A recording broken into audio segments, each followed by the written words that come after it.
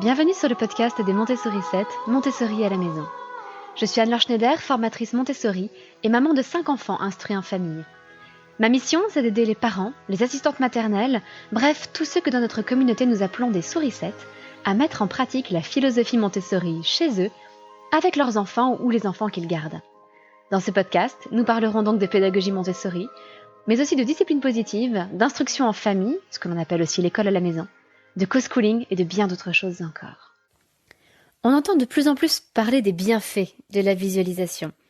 Vous avez peut-être même entendu parler des vision boards, où on vous recommande de découper des images dans des magazines ou de récupérer des images sur Pinterest et de vous faire un tableau visuel de ce que vous souhaitez obtenir dans la vie, de ce que vous souhaitez accomplir, une façon d'avoir un panorama visuel de la vie que vous voudriez mener dans le futur. Tout ça est dans une certaine mouvance assez New Age, selon laquelle il faudrait manifester ses envies au monde, visualiser ce que l'on veut obtenir, et parce que, je cite, l'énergie attire l'énergie, l'univers nous donnerait naturellement ce que l'on veut. Alors, outre le fait que scientifiquement tout ça n'a absolument aucun sens, et comme j'ai à la base une formation scientifique, c'est un argument qui pour moi a beaucoup de poids, en fait, c'est même pire que cela. C'est que la visualisation mal appliquée peut nous éloigner de nos objectifs au lieu de nous en rapprocher. Et donc, tous ces prétendus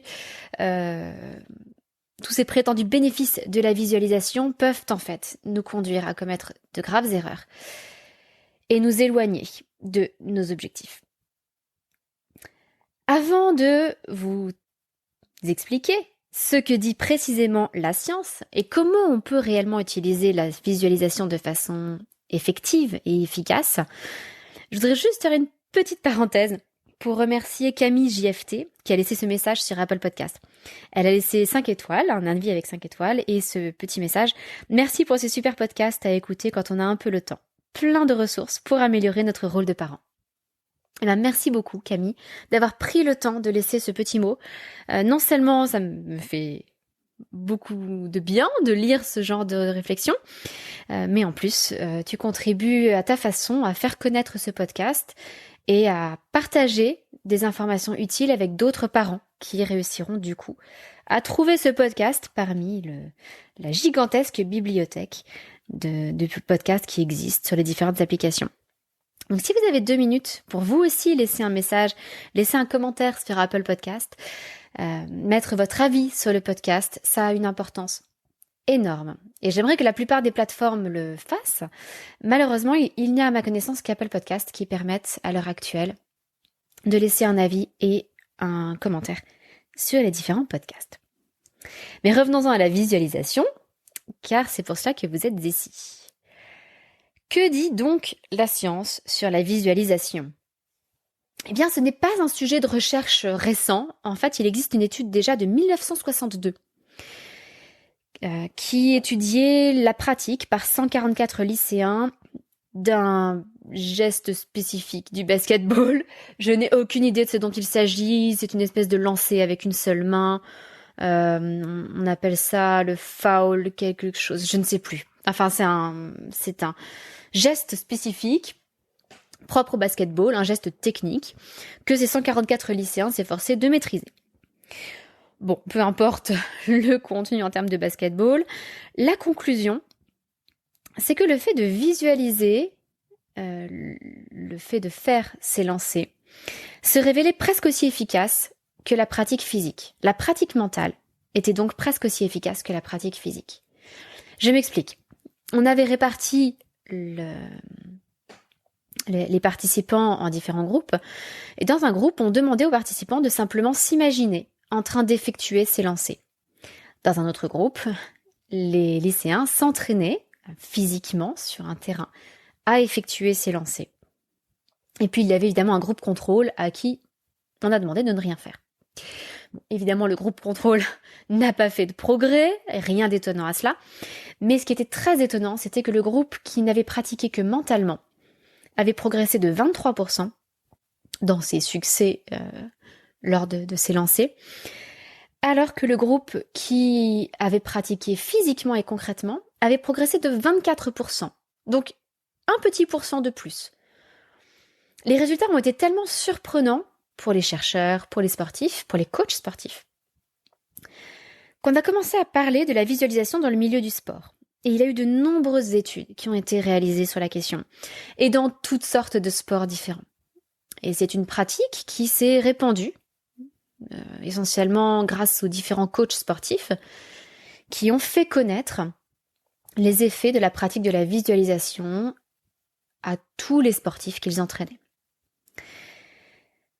Alors, comme il y a eu de nombreuses études, certaines plus précises que d'autres, ce qui est intéressant, c'est de regarder ce que nous dit une grande étude, qui est une méta-analyse, c'est-à-dire une étude qui reprend toutes les études qui ont déjà été faites et les analyse, examine leur qualité scientifique et essaie de tirer des conclusions, c'est-à-dire que à partir du moment où une grande majorité des études vont dans le même sens, on peut estimer que leurs résultats sont suffisamment fiables.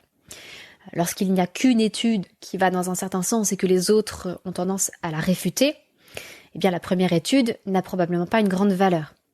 Et puis, suivant la façon dont les études ont été réalisées, sur un échantillon plus ou moins grand, etc., là encore, les études ne vont pas avoir la même valeur scientifique.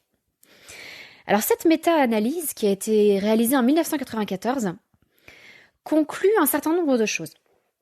Tout d'abord, et un point très intéressant, c'est que la pratique mentale ou la visualisation est efficace aussi bien pour les tâches cognitives que pour les tâches motrices.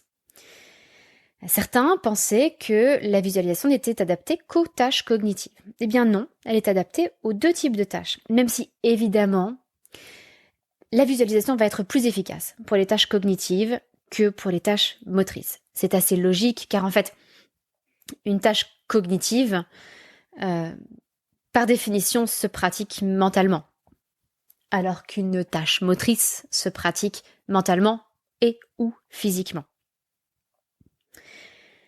Un autre point intéressant, c'est que lorsque les personnes s'entraînaient physiquement, les effets de l'entraînement physique étaient plus durables que les effets de l'entraînement mental. Par exemple, ce ne sont pas des chiffres exacts, mais c'est pour vous expliquer ce que cela signifie. Si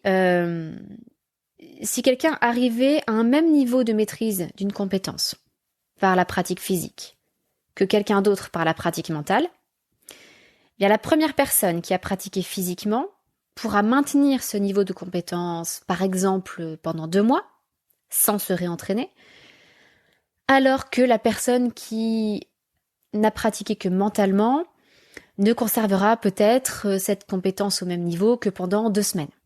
Alors évidemment, tout cela dépend de la tâche, du type de pratique effectuée, etc. Les chiffres que je donne ne sont pas exacts. Mais c'est ce qu'on appelle une meilleure rétention des compétences après un entraînement physique que mental. Et enfin, une autre des conclusions de cette méta-analyse, c'est que la durée idéale pour visualiser les choses, c'est de prendre une période d'environ 20 minutes. Parce que si on essaie de visualiser ou de pratiquer mentalement pendant trop longtemps, on perd en concentration et donc en efficacité dans la pratique mentale. Alors tout ça est absolument passionnant, d'autant plus que ça a été confirmé par encore bien d'autres études. Et quelque part, ça peut paraître très surprenant de se dire qu'on peut avoir une grande efficacité à s'imaginer faire un geste plutôt qu'en faisant le geste. Mais quelque part, c'est assez logique lorsqu'on étudie un peu les neurosciences, le fonctionnement du cerveau, etc., ce que l'on sait faire aujourd'hui bien mieux grâce aux IRM, aux imageries à résonance magnétique. Tout simplement, le cerveau traite une image mentale, une représentation mentale, de la même façon qu'il va traiter une information concrète.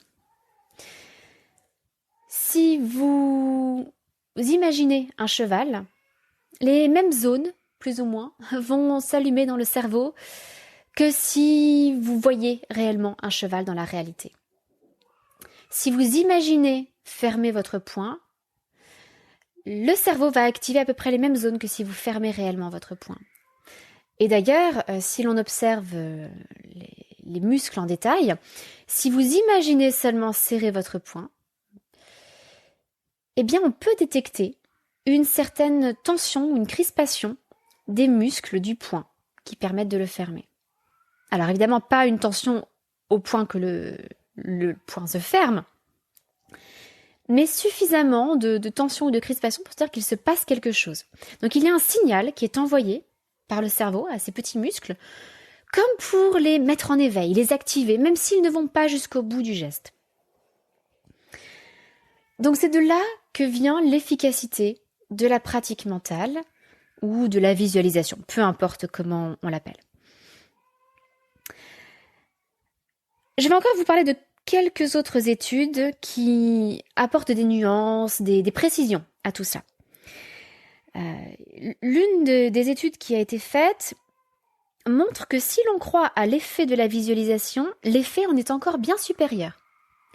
Donc si l'on compare un groupe de contrôle, un groupe qui pratique physiquement, un groupe qui pratique mentalement en croyant aux effets de la visualisation et un groupe qui pratique mentalement en n'y croyant pas, eh bien, le groupe qui croit à la visualisation et la pratique aura plus d'effet que le groupe qui n'y croyait pas.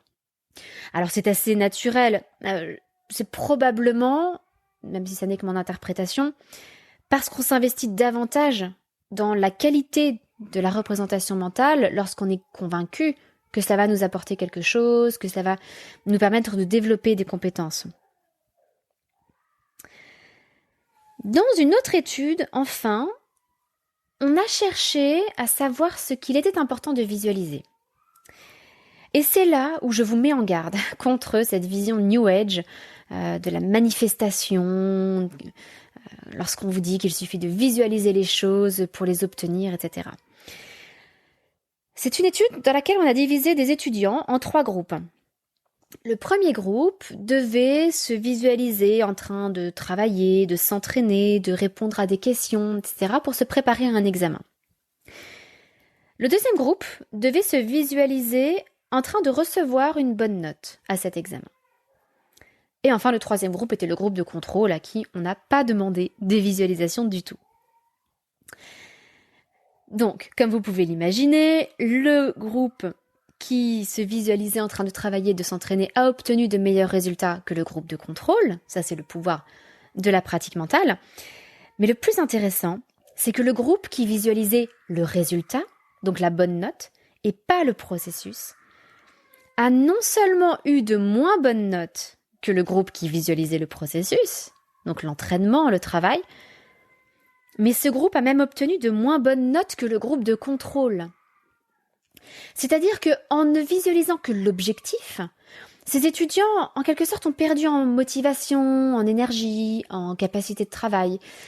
En analysant un peu les résultats, les chercheurs se sont aperçus qu'ils avaient moins travaillé, qu'ils avaient fourni moins d'efforts. Pourquoi ? Parce qu'à force de visualiser cet objectif positif, cette réussite, la satisfaction qu'ils allaient éprouver en recevant leur bonne note, eh bien, c'est comme si pour le cerveau, cette situation existait déjà. Comme je vous l'ai dit, lorsque le cerveau se fait une représentation mentale de quelque chose, c'est un peu comme si c'était la réalité pour le cerveau. Donc là, le cerveau a fait comme si la bonne note était déjà assurée. Par conséquent, ses élèves ont naturellement moins travaillé. Donc ça, c'est quelque chose d'extrêmement important à retenir. Il ne faut surtout pas chercher à visualiser le résultat que l'on veut obtenir, le résultat qui nous est donné de l'extérieur. Par exemple,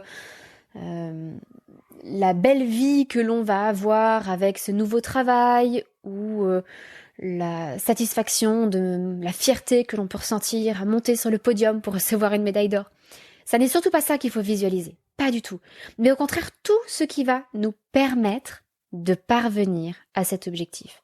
C'est le processus, c'est le travail, ce sont les efforts qu'il faut absolument chercher à visualiser.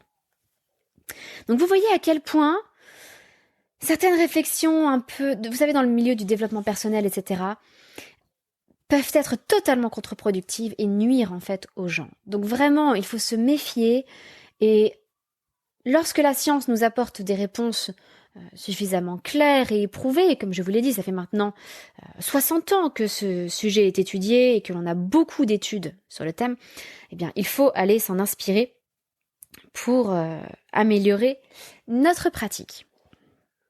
Alors, quel est l'intérêt de la visualisation ? Elle est essentiellement pratique lorsqu'on ne peut pas pratiquer en conditions réelles. Par exemple, dans un sport ou une activité physique, parce qu'on est trop fatigué, vous imaginez bien qu'on ne va pas pouvoir faire 15 heures de basketball dans la journée, faire 15 heures de gymnastique dans la journée, on serait trop fatigué, ou alors parce qu'on est blessé. Et d'ailleurs, la visualisation est excellente pour préparer la rééducation lorsque les patients ne sont pas encore capables de faire les gestes de rééducation, ou parce que ça leur serait trop douloureux. Eh bien, c'est une façon de réveiller les muscles, de les activer et de préparer une rééducation. C'est également utile lorsqu'il faut se préparer à quelque chose de trop risqué, quelque chose auquel on ne peut pas s'entraîner parce que ça nous ferait prendre beaucoup trop de risques.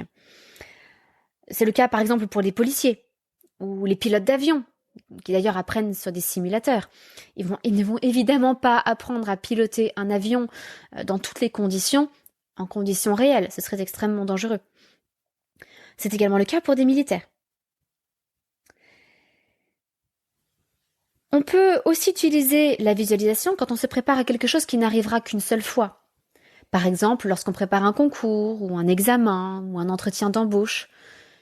On ne peut pas vraiment s'entraîner. On peut le faire dans une certaine mesure, mais ce ne sera jamais en conditions réelles. Ou enfin, on peut utiliser la pratique mentale parce qu'on n'a pas accès à l'équipement nécessaire. Par exemple, un instrument de musique, un studio de danse, un terrain de sport, un certain matériel pédagogique. Lorsqu'on n'a pas tout ce qu'il nous faut à portée de main, eh bien, le mental peut prendre le dessus et recréer pour nous tout ce dont nous avons besoin. Et pour nous, parents, et pour nos enfants, à quoi cela peut-il servir ? Eh bien, par exemple, à préparer un événement stressant, parce qu'il est prouvé que la pratique mentale réduit l'anxiété. Ces événements dont je vous parlais, qui le plus souvent ne se produisent qu'une fois, ou en tout cas qu'une fois dans certaines conditions données. Par exemple, lorsqu'on prépare un concours ou un examen. Même si on passe plusieurs examens dans sa vie, ce ne sont jamais les mêmes, ils n'ont jamais lieu au même endroit, dans les mêmes conditions, avec les mêmes personnes, etc. On peut aussi préparer ainsi un spectacle, une audition, un entretien d'embauche, comme je vous le disais. Cela va donc nous permettre, 1, de réduire l'anxiété et 2, de nous préparer davantage afin de pouvoir dépasser les difficultés qui vont nécessairement se produire lors de ces événements stressants. Le deuxième gros point sur lequel la pratique mentale peut nous aider, c'est lorsqu'il s'agit de s'entraîner sur une nouvelle compétence difficile à maîtriser.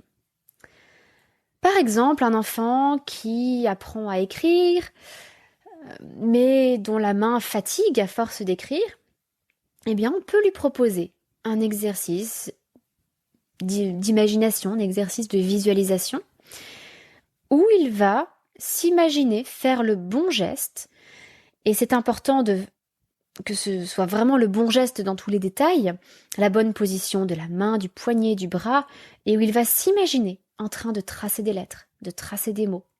Ainsi, même lorsqu'il sera fatigué, physiquement, par l'exercice du tracé des lettres, eh bien, il pourra quand même continuer à s'entraîner, et les résultats en seront multipliés. C'est valable avec tout un tas de compétences, toutes les compétences motrices, tout ce qui peut être lié à la vie pratique, par exemple. En Montessori, on peut les travailler aussi de façon mentale. La pratique mentale est utile. Mais alors, ce qui est intéressant par rapport à l'insistance de Maria Montessori pour le travail sensoriel, le travail concret, la manipulation, c'est de se rendre compte que, effectivement, si on se contente de répéter les choses mentalement, on va les oublier plus vite que si on les répète physiquement et concrètement. Donc on voit qu'elle a déjà mis le doigt là sur quelque chose de très intéressant. Il ne suffit pas de s'imaginer en train d'ouvrir des boutons, par exemple, il faut vraiment le pratiquer pour que ce geste rentre. Mais la pratique mentale peut être associée à la pratique physique. Et ça, c'est extrêmement intéressant. Je vais vous parler de l'écriture parce que c'est souvent quelque chose qui est problématique pour des enfants dont la main fatigue avant, je dirais, le cerveau et l'attention. Ça peut aussi servir pour tout ce qui est travail à l'oral, travail de présentation d'un exposé, tout ce qui peut être un peu stressant pour un enfant un peu timide. Ça peut aussi être le cas pour les compétences sociales que l'on peut travailler avec les enfants. Tout le travail de grâce et de courtoisie, en fait, de la pédagogie Montessori, où on s'imagine dans des situations de la vie quotidienne, et où l'on réfléchit. Comment va-t-on faire? Comment va-t-on réagir? Comment va-t-on s'exprimer? Quelle posture notre corps va-t-il adopter? Tout cela, c'est une pratique mentale des compétences sociales, et ça peut être très utile pour les enfants. Mais alors concrètement, comment faire? Évidemment, il vaut mieux trouver un endroit calme. Faire en sorte de ne pas être dérangé pendant à peu près une vingtaine de minutes, puisque c'est la durée à peu près optimale déterminée par les chercheurs. Bon, ça peut être un peu plus ou un peu moins, ça n'a pas grande importance, mais il faut pouvoir ne pas être dérangé pour pouvoir garder notre attention et notre concentration sur ce que nous allons visualiser. Et un moment idéal, je pense, pour pratiquer mentalement, c'est le soir, avant de s'endormir. Parce que non seulement c'est généralement un moment calme, pendant lequel nous pouvons nous concentrer, mais en plus, nous pouvons démultiplier les effets de la visualisation en profitant des effets du sommeil. Car pendant le sommeil, notre cerveau s'empare de ce qu'il a appris pendant la journée, et plus spécifiquement de ce qu'il a appris juste avant de se coucher. Et notre cerveau rumine, en quelque sorte, tout cela pendant toute la nuit. Pendant certaines phases spécifiques du sommeil, mais à chaque cycle de sommeil, notre cerveau vient ruminer toutes ces nouvelles compétences. Et donc le lendemain matin, eh bien vous serez 2 fois plus performant, non seulement parce que vous aurez effectué une pratique mentale, mais aussi parce que vous aurez laissé une bonne nuit de sommeil renforcer toutes ces nouvelles compétences acquises. Donc une fois qu'on a trouvé un endroit calme, ce qu'il s'agit de faire, c'est de visualiser le processus qui nous mènera au succès. Je pense que vous l'avez bien compris, c'est le processus qui importe, et non pas la réussite en elle-même. Alors quel genre de processus pouvez-vous visualiser ? Ça peut être le mouvement des doigts dans un passage difficile d'un morceau de musique pour vous préparer à une audition. Ça peut être pendant un entretien d'embauche, les réponses que l'on pourra apporter à des questions surprenantes. On peut aussi s'imaginer un moment où on sera fatigué et où on trouvera malgré tout l'énergie nécessaire pour étudier. On peut imaginer les moments de découragement que l'on dépassera. On peut aussi imaginer les nouvelles habitudes que l'on souhaite adopter, comme éteindre la télévision à une certaine heure, lorsque une certaine alarme se met à sonner, ou une nouvelle habitude que l'on veut prendre lorsque l'on rentre chez nous, par exemple celle de toujours remettre les clés de voiture à leur place.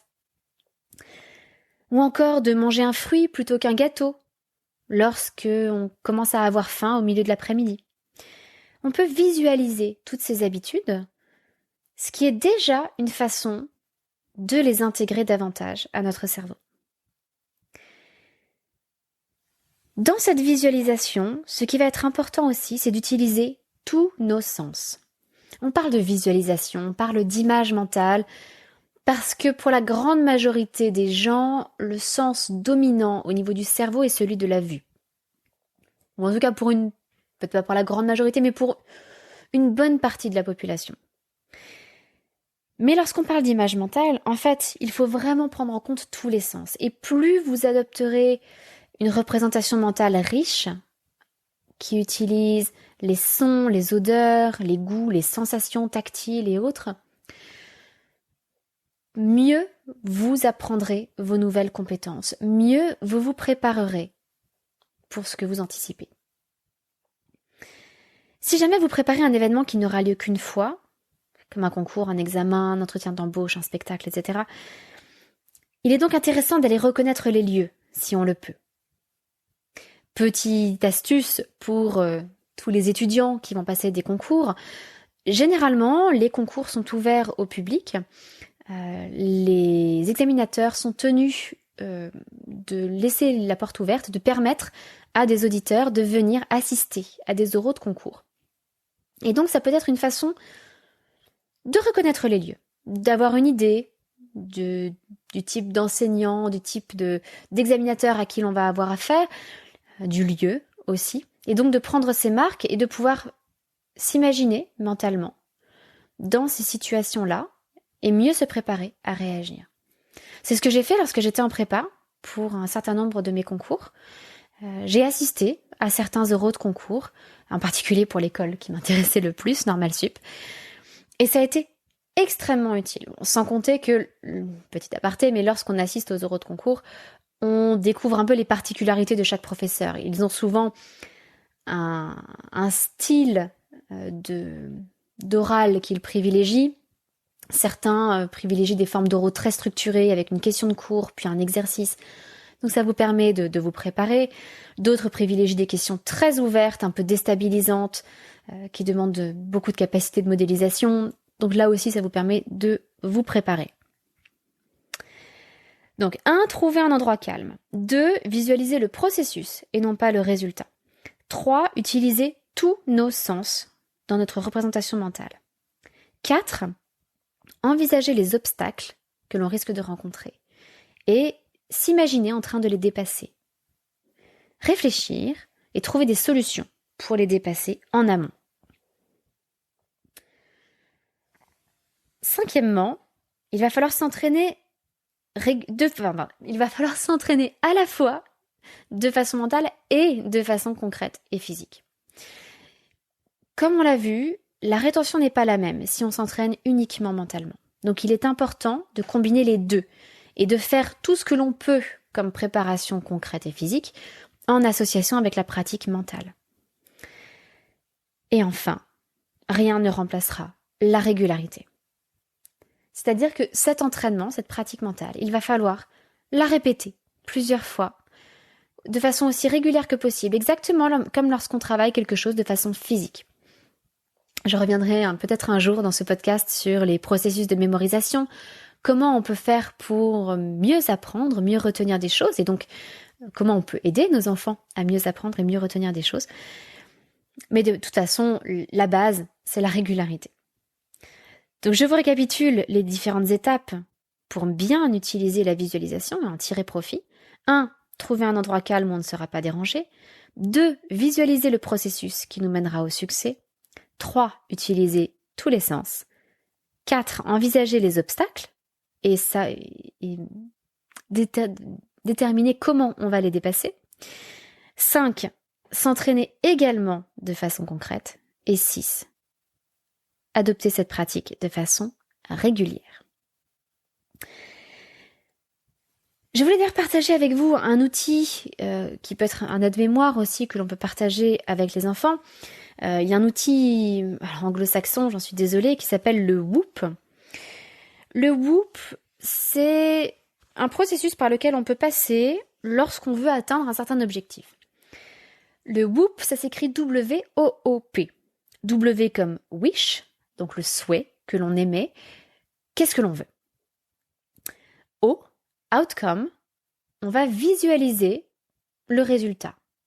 On va s'imaginer en train de réussir. Alors, je vous l'ai dit, ça n'est pas forcément une excellente étape parce que ça peut indirectement limiter notre motivation, restreindre notre motivation. Mais la 3e étape, qui est le 2e O, c'est obstacles, donc les obstacles. S'imaginer les obstacles que l'on va rencontrer sur le chemin. Et P pour planning, donc s'imaginer planifier comment on va dépasser ces obstacles. Donc le Whoop, c'est quelque chose qu'on peut tout à fait transmettre aux enfants. Alors en français, ce serait un petit peu moins parlant. Ça pourrait être quelque chose comme le STROP, le souhait, résultat, obstacle, planification, ou peut-être le SOP pour souhait, succès, obstacle, planification. Ce n'est pas forcément terrible, mais bon, souvent les enfants ne parlent pas suffisamment bien anglais, donc il faut bien trouver d'autres moyens mnémotechniques. Et en transmettant tout ça à nos enfants, et puis en l'utilisant nous-mêmes, en utilisant cette visualisation, on va pouvoir réduire notre anxiété face à des événements lourds d'enjeux pour nous. Ça va aussi augmenter notre motivation, donc ce qui va nous donner la motivation pour travailler et s'entraîner également nous entraîner également de façon concrète. Et puis, tout simplement, cela va améliorer nos compétences. La visualisation est vraiment un outil à ne pas négliger, mais il faut l'appliquer correctement. Ça ne se fait pas au petit bonheur la chance. Et il ne faut surtout pas apprendre à nos enfants à s'imaginer en train de recevoir la médaille d'or, parce qu'alors, en fait, nous allons nuire à leur processus d'apprentissage, nous allons nuire à leur motivation, et nous allons obtenir l'effet inverse à celui que nous escomptions. Vous voyez à quel point la visualisation peut être un puissant renforçateur lorsqu'on veut adopter de nouvelles habitudes. C'est un excellent moyen d'ancrer ces nouvelles habitudes et un excellent moyen de développer notre motivation pour les adopter. Ça ne remplace pas évidemment la pratique physique de ces habitudes, mais comme je vous l'ai répété dans ce podcast, c'est une pratique complémentaire qui est particulièrement intéressante. Si je vous parle d'habitude, c'est parce que c'était le thème de l'accompagnement à la parentalité et à l'IEF Montessori pendant le mois de janvier. Alors je vais prendre 2 minutes pour vous expliquer un petit peu ce qu'est cet accompagnement, parce que je sais que ça n'est pas forcément clair pour tout le monde. Lorsque je parle d'accompagnement à la parentalité et à l'IEF Montessori, c'est une communauté de personnes qui s'inscrivent. Ça fonctionne sur abonnement mensuel. Mais dedans, vous avez aussi bien des familles qui sont intéressées davantage par l'aspect IEF Montessori, donc des familles qui pratiquent l'instruction en famille, l'école à la maison, ou qui font du co-schooling, c'est-à-dire qui préparent des activités qui font des activités avec leurs enfants pour faciliter leurs apprentissages en parallèle de l'école. Mais vous avez aussi des familles qui ne font ni l'école à la maison, ni du co-schooling, et qui sont simplement intéressées par l'aspect parentalité. La parentalité, ça peut être justement aider son enfant à apprendre, même s'il va à l'école. Ça peut être l'aider à faire ses devoirs, mais c'est aussi à mettre en pratique la discipline positive, par exemple, pour avoir des relations de famille un peu plus apaisées. Nous avons consacré tout un mois au sommeil, et donc comment aider nos enfants à dormir, quel que soit l'âge, de la naissance à l'adolescence. Nous avons parlé aussi de l'organisation du temps, et donc au mois de janvier, d'adopter de nouvelles habitudes. Nous avons aussi tout un module pour réfléchir à nos valeurs éducatives, à ce qui est le plus important pour nous, avec des exercices qui plaisent énormément aux familles qui les suivent. Je sais que ça a donné lieu à beaucoup de conversations de couple très profondes, justement, sur l'éducation que l'on souhaite donner à ses enfants. Ça a été l'occasion d'approfondir beaucoup de choses pour les membres de l'accompagnement. Donc dans cet accompagnement, en fait, chaque mois, on aborde un nouveau thème. Il y a de nouvelles ressources qui sont ajoutées à l'accompagnement, des vidéos, des PDF, toutes sortes de choses. Et puis un groupe Facebook qui permet à tous les membres de s'entraider et où chacun peut poser ses questions. Nous avons aussi tous les lundis les objectifs de la semaine, donc chacun peut se fixer des objectifs pour sa semaine. Et le vendredi ou en fin de semaine, chacun s'intéresse un petit peu à son voisin et se demande alors, qu'est-ce que ça a donné ? Est-ce que tu as réussi à faire ce que tu avais prévu ou pas ? Et si oui, sinon pourquoi ? Qu'est-ce que tu aurais pu faire de mieux ou de différent ? Donc cette entraide, ce soutien et cette émulation sont extrêmement puissants pour avancer, pour changer dans nos pratiques éducatives, pour s'améliorer, pour proposer de nouvelles choses à nos enfants. Et puis enfin, tous les mois, il y a au moins 2 séances de questions-réponses. Ça se passe sur Zoom. C'est en direct par webcam et donc chacun peut me poser ses questions. Et j'y réponds en direct, on a des vrais échanges. Ça n'est pas du tout une conférence ou quoi que ce soit. C'est assez intime généralement parce que tout le monde ne participe pas forcément à toutes les séances de questions-réponses. Et donc voilà, nous pouvons échanger par webcam et par micro interposé.